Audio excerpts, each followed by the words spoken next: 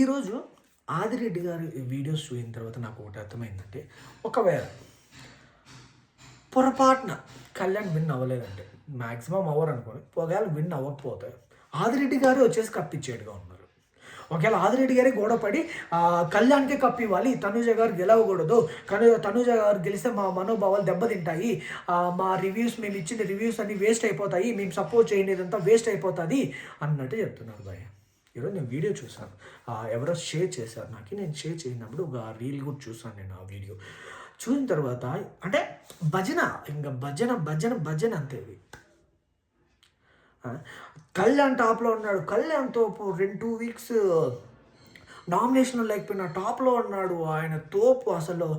ఆయన character oats పడిపోతున్నాయి, అది ఇది ఏదేదో. వీళ్ళు ఏంటంటే అటు టాప్లో లేకపోయినా తను టాప్లో ఉన్నాడు వీళ్ళ దృష్టిలో. అంటే వీళ్ళు మనుషులను అంతా మ్యానిపులేట్ చేస్తున్నారు వీళ్ళు. అంటే వీళ్ళు చెప్పిండేది వీళ్ళు నమ్మేస్తారు, మేము చెప్పిండేది ఇంకా గుడ్డిగా నమ్మేస్తాడు.